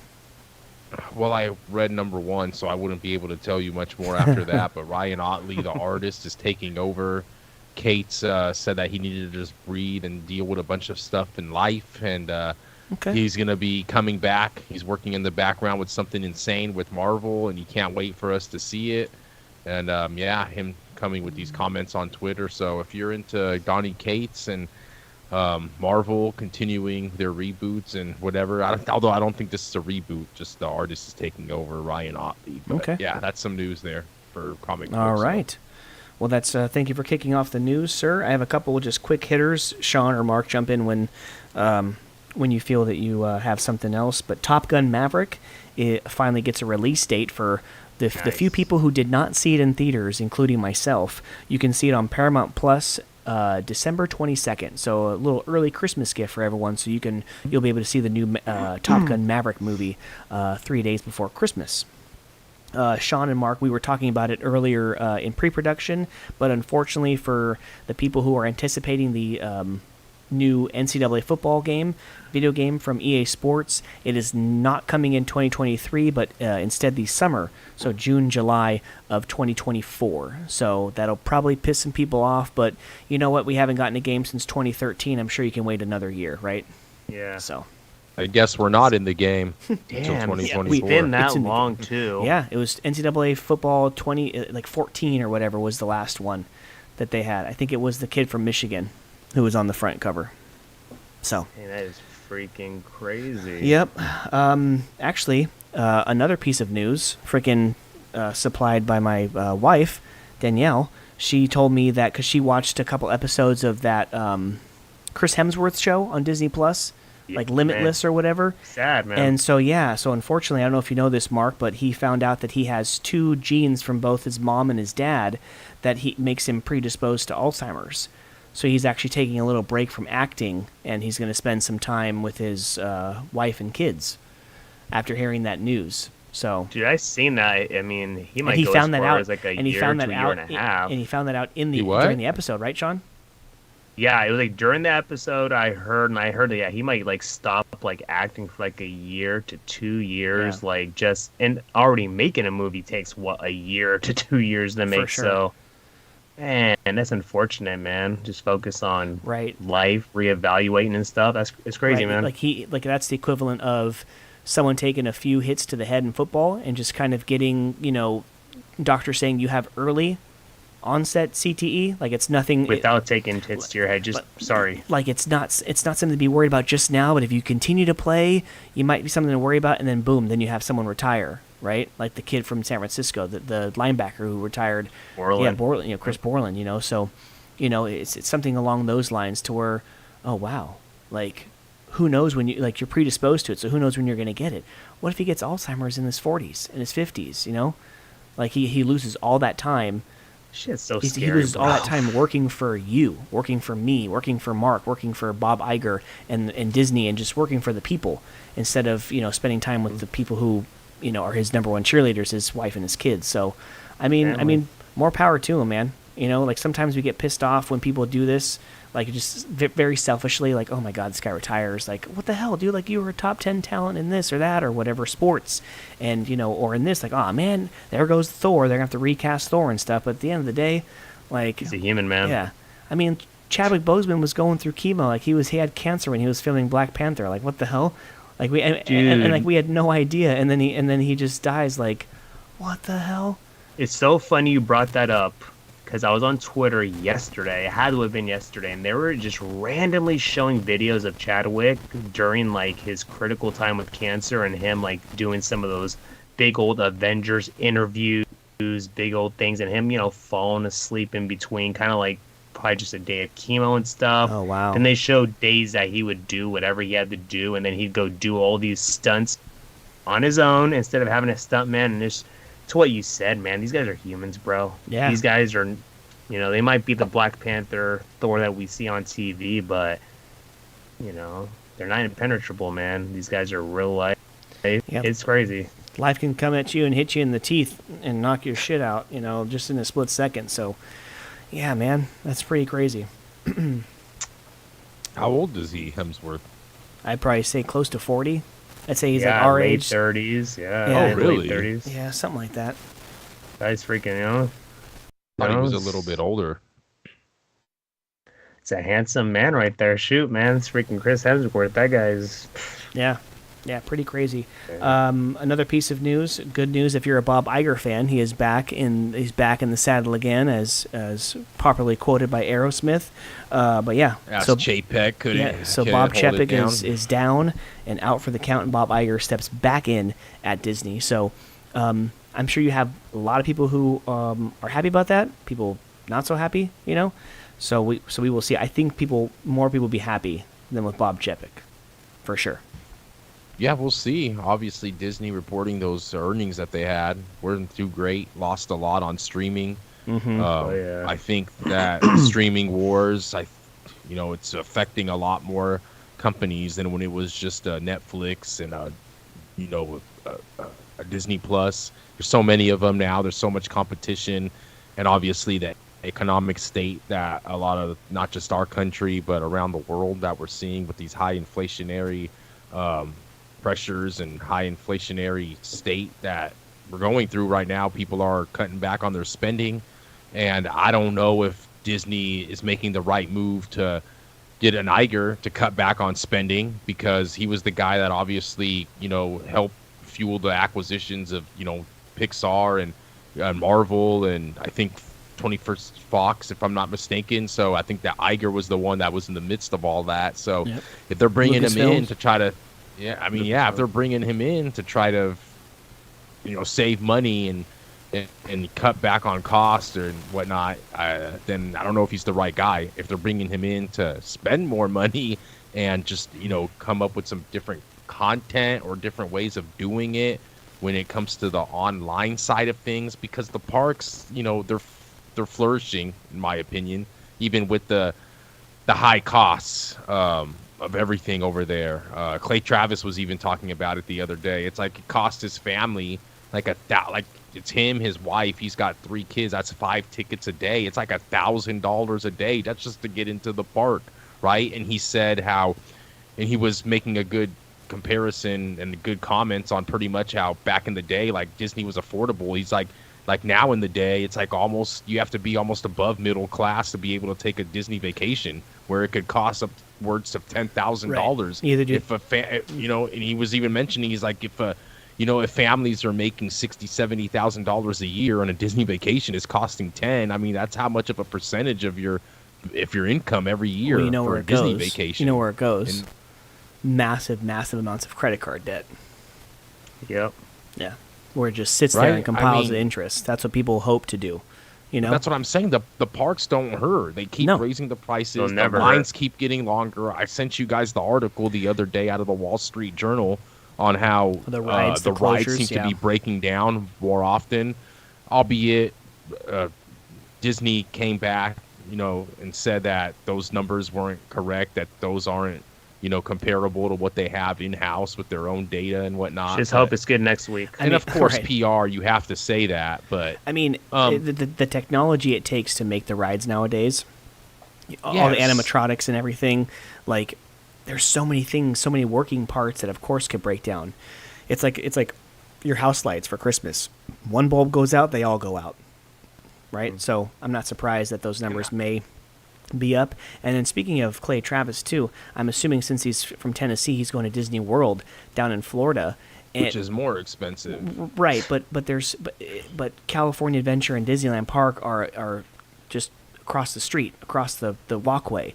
You actually have to like either drive or take some kind of transportation to all the 4 parks. So you're paying that much money, and even if you get a park hopper, I think it's a rare thing to hit all 4 parks in one day. So you kind of have to pick and choose. Whereas if you get a park hopper in Disneyland, you can hit both parks every single day. Easy. But you probably have to pick, like, okay, today's Magic Kingdom and Animal Kingdom. Can't do Epcot. Sorry, kids. Tomorrow's Epcot and Hollywood Studios. Like, we can't do more than 2 or 3 in a day, let alone all 4. So, yeah, kind of sucks. Yeah, but I mean, With you on that. let's see what Iger can do. Right. Because it's like, I just think maybe I don't know what they did. I don't know what they could have done different. I mean, you giving out projections for how many people are going to sign up for your streaming services, and obviously projections aren't always right, but I don't know. I think they were going to run out of one with ad that was going to be cheaper. I don't know if they've done that yet or if they're going to do it. If they have, I No, don't they know have how it's I performing. actually just ran into the end of my 3-year subscription to Disney Plus, so I had to like re-sign up, and of course my debit card gets either stolen or lost or whatever, and then the last 3 years so I had to update my payment information, but I had to resubscribe, and it was like $6.99 or $7.99 a month, and that's all it was. I think there's an option to pay for 1 whole year that is equivalent. Save 15%. Right, you save like 1 or 2 months if you buy the whole year. So it's a little bit of a deal, and of course everything else is trying to get you to bundle Hulu and ESPN Plus with it. So yeah, so still, but there's still a admit- bunch of stuff on there. Like There's it's hella like it's not like you're paying $7.99. I'm on Disney Plus every single day, and it's not like just watching the old stuff. Like, of course I'm watching like if Cam wants to watch Toy Story, if Maddie wants to watch Nightmare Before Christmas, still, like, it's fine. But they have All the they have shows, all movies. all new like Marvel stuff coming out every month or two. You have Discovery right, Channel. and you have the new Santa Claus show that just came out. Tim Allen's Santa Claus is a new show. Did you watch it, by the way? I watched the first episode, so I think there's been like 2 or 3 episodes or whatever. Zootopia Plus just came out, which is like 6 mini episodes in the world of the Zootopia movie. By the way, if you like Zootopia, you love them because it's like little shorts, little side story shorts that are happening during the movie. But it's like, in another part of Zootopia during the movie, and it kind of coincides, That first one? and it like meets with like, oh, this all happens, and then it bleeds into a scene in Zootopia, so it's pretty cool. But yeah, there's stuff there is no shortage of content, to where sometimes you might be saying to yourself on these other streaming services, like, oh, like I only get Hulu for The Handmaid's Tale, I only get Netflix for Stranger Things. I get so much stuff that I can consume with Disney Plus. So many things. But I will hand it to Netflix, because with all the streaming that has came out in these last recent 4 or 5 years, 3-4 years, I would say that Netflix has kind of held their own, man. They've taken heat. Yeah. A lot of documentaries. They've taken big losses in their stock price and their shares. Their and, movies, too. They come out with good movies, actually. Some of the movies are pretty but good too. they've been holding their own ever since taking over for Blockbuster. I mean, I will say that of the ones that I spend most of my time on, Disney Plus is fine. I think it's worth the money. HBO Max is worth the money. Netflix is worth the money. Like, I think it's all worth the money. Like, if that's what you're doing, This is what you value, right. yeah. I agree with you, though. Right? Especially if you can still have the opportunity to share with people, right? If you still share passwords and stuff. I said it before, and I'll say it again. I still think we're going to get back to where we were. Just call it cable. It's going to be a whole big circle here, and they're just going to end up bundling all these packages Yep. together again, and it's going to be cable. Oh yeah, someone's gonna buy YouTube TV and just call it. Yeah, because Hulu has Hulu Plus or Hulu TV or Hulu Live or whatever Hulu it is, Plus, yeah. and it's like YouTube TV. So you have your Hulu, and then you get Fox and CBS and ESPN and ABC and all that good stuff. So yeah, who knows? Streaming wars, guys. Right. Streaming wars. Never ends. Let's see. Speaking of, so Blake Martinez, Sean, go ahead. You kind of brought this one up. Go ahead. Even though it's me and Mark's team, it was your story that you brought up. Well, Blake is one of those interesting cases where he leads the league in tackle every freaking year, and he didn't sign in with an NFL team till like damn near midseason with the Raiders. I think like the 1 year, quote unquote, finish the damn year, get your $1 million plus, and he decided to play one game, lead the team in tackles, and retire immediately after. And to come to find out, within a couple of days of retiring, he also sold was it a Pokemon card? I think it was a very It was rare, a rare Pokemon holographic card, something. It was very good graded of a Pikachu. a Pika Pika, Mm-hmm. and he made a 600 plus thousand on the card. So, between, I'm sure, retirement settlement, all those previous years in the NFL, and hey, if that's just one card he has, who knows whatever else he has, and yeah, he decided to retire from the NFL and came up 600,000 plus on a freaking Pokemon card. Yep. Hey, you never know what he got going on. I mean, if he can figure out a way to invest 600 something thousand, Awesome. I mean, Yeah. Just go somewhere, somewhere where you can afford it. Because you can't even buy a house in California with that. So 600,000. Oh man, good luck. good luck. You'll be living in a shack somewhere. Anyways, and the last, well, unless thank you, Michael. unless you guys have, anything else, I have, just cue the music. We haven't done this in a while, but cue the music, ladies and gentlemen. It hits near and dear to my heart. I'm sure to Sean and Mark's at some point, us growing up in this era of, Teenage Mutant Ninja Turtles and, everything we watched on Cartoon Network, Nickelodeon, Disney Channel, blah, blah, blah, but Power Rangers was another one where we were huge fans of. I love watching the TV show, and then of course we got the movie, years later. But the OG Green Ranger and the White Ranger and a bunch of other Rangers after I stopped watching. But Bunch of other ones. Mr. Jason David Frank, the original Green Ranger, he unfortunately passed away earlier this week. Sean, you were saying it was suicide.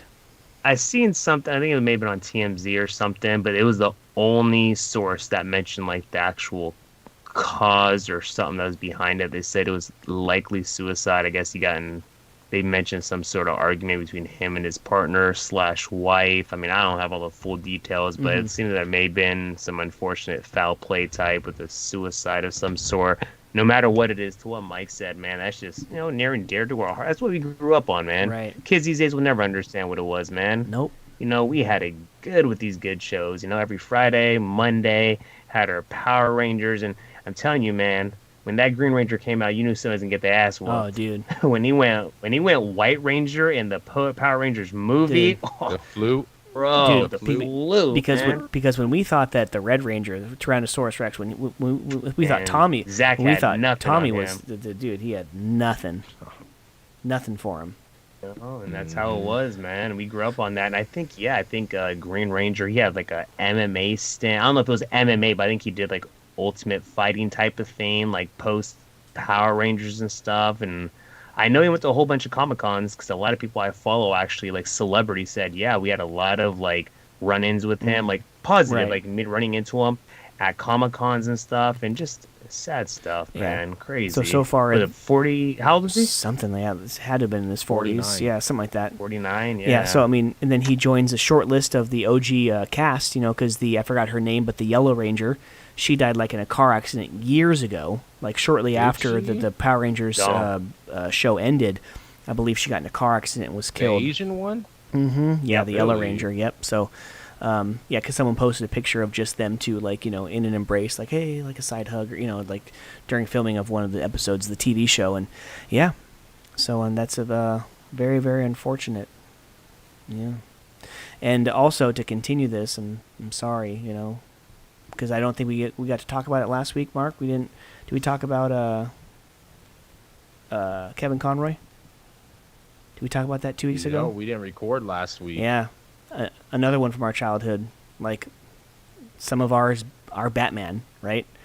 Like I was a little too young to kind of watch Michael Keaton's Batman. I was born in '87. That was '89 and '92. So I didn't watch either of those films until I was a lot older, like in the mid to late '90s, right? Just because it was just. I'd probably be scared shitless if I tried to watch as a 5-year-old the Penguin when he bites that guy's nose off. Like I no, already told you. bro. That's a scary. DeVito, scary bro. shit, You man. always- And like the Joker was not On that it was not duck. a happy clown, right? He wasn't. That duck, It would have yo, effed that me little up. DeVito. It would f me up for forever. So, like Kevin Conroy and the Batman the Animated Series was my Batman at that time. Because like when it came out in 92, 93, like that was it. It was a cartoon. It was Batman. It coincided with me watching the X-Men's cartoon, the Spider-Man cartoon. Like, Another one of our Crazy, childhood. bro. Like that one hit a lot harder than Jason David Frank, although I'm not trying to, minimize his death or anything, but man, yeah, Kevin Conroy hit hard. And then you see posts from Mark Hamill, Luke Skywalker, who voiced the Joker in the animated series, just breaks your heart. Because he did a lot of stuff. He did the voice of Batman in the video games and some of the movies as well. He did a lot of them. They showed all of Yeah. them. Oh yeah, it's like all those animated series and Yeah. stuff. Oh yeah. So two greats gone, way too soon. And his was a short stint with cancer, I believe. Kevin Conroy. Oh, was it? Yeah. 66, right? Yep. So yeah. C-word, man. So that's it, man. I never want to end the podcast like that, but we have to, the people who we grew up with, like people who kind of led us to be fans of this stuff, of comic books and TV shows and movies, and then sports and stuff. We always give shout outs to people who die in sports. Like that's the people who kind of pioneered and paved the way for us to be fans and have knowledge about this type of stuff, and then have a podcast about it. So got to give those people a shout out and some and honor them in a way. So with that being said, episode 167 is finally complete. Gentlemen, take us away. And, oh, you know what? No, I cannot take us away. I cannot take us away because it is damn near the week of Thanksgiving, ladies and gentlemen. We have to talk Come on about now. what Get is it right. on your plate. Top 5 things that is on your plate, That's right. no matter who's cooking. So they kind of take that out of it, right? Like take that out of it, like, oh, it's my mom's stuffing or my dad's, turkey. What do you have to try? What do you have to try if it's there? If it's at the party? 5 things. Doing my plate. So if I'm going to my parents' house on Thursday, let's see. I like dark meat. Right. So either way, it's the deep fried turkey for me. Deep fried turkey changed my life. Because sometimes the white meat, when you're in the oven, it's drier than the Sahara Desert. You need like some milk or some water with every freaking bite. But unbelievable turkey, like number one overall seed for me, because it's not either that or stuffing. Because not only do you have it on Thanksgiving Day, but you make it in some type of like a scramble or an omelet or a sandwich or something like that for leftovers. Oh, dear Lord. So for me, turkey is definitely first on my list. Agreed. I definitely go turkey number 1. Turkey is definitely the cream of the crop. Mark, what's your number 1? I'm with you on that. Turkey's like turkey's down on the list for me. I'd rather have ham than turkey. There it is. The yams with the marshmallows on. Ooh, those are the Right. best. So That's my That's number good. so one. candied good. yams. So I will build off of that and do like a sweet potato casserole, which is, so it's not the marshmallow ones, but my mom does like the yellow, like the sweet potatoes, right, in the casserole dish, and then puts a layer of brown sugar and like chopped pecans or whatever, and then bakes that. And so that's what I do. The one with the marshmallows, I actually didn't have that until like a couple years ago when I went to somebody else's or somebody else brought it, and it was amazing. But the sweet potato casserole that my mom makes, I've been having that for years. And so anywhere I go, if that's there, I'm having that for sure. That's number 2 for me. I definitely love stuffing. I actually love a good green bean casserole. A little bit of the crispy corn onions. casserole. on Onions. top. Oh yeah. Boy, I love me a good Corn green bean. casserole too. Yeah. I love a too. corn casserole. Stuffing's up there for sure. Stuffing Yeah, just goes well with it. I'm opposite of you guys. Stuffing's not up there for me. How either. could you? Stuffing stuffing. arguably is I'm ahead of turkey. Like stuffing is the shit, man. Stuffing is the thing that you have with every bite. You can have Yes. stuffing with turkey. You can have stuffing with your cranberry sauce. Stuffing with your sweet potato casserole. Stuffing with your mashed potatoes. Stuffing with everything, Mark. Stuffing with Mashed everything. potatoes I- is up there, but I was gonna just say that actually. I mean, when Grandma was here, I mean, my mom definitely probably one beat of my grandma's, but mashed potatoes, bro. Oof, Silky I smooth, love me silky some good smooth, mashed or some potatoes. chunks. You know what? I don't mind a little bit of Okay. chunks. Like just in between in there, like Yeah. some chunks. Like it don't gotta be all freaking blended to the max. And just get that smasher and smash. You're gonna have some little chunk. Oh, Right. Ooh. Sean's getting yeah. I hungry. know, bro. Oh, come on now. Now Come on now. Mouth's I watering. will say, if there's space on my plate, I can't get Don't it. go cranberry sauce. No, I'm not a huge fan of the cranberry sauce that comes out of the can, like a like it's some refried beans. Just the cylindrical log.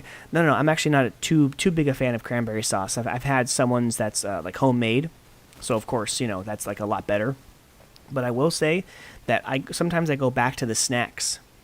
Sometimes if there's room on the plate, Sean, I'll put a couple pieces of the sourdough bread with the homemade spinach dip. Oh, come on now, your spinach dip. There is no competition. That's like, there is none, sir. Yeah. Mike's spinach dip, I will take any takers who want to go up against it. It's the best. It is the best. I do give props to the recipe to my aunt, but I think I make it pretty well every time we have like some kind of party, and I bring that. The ambrosia salad's pretty good. That's the green gelatin one with marshmallows and chunks of pineapple, and I believe it's pecan. I believe it's pecans. Okay, so other than that, favorite dessert. Only one dessert, like type of pie or cake or pumpkin pie. Oh, Mark, pecan pie. Yeah. Pecan. Okay, so pumpkin pie, I have to have, like, if there's, like my favorite, if I'm only having one piece, it's banana cream.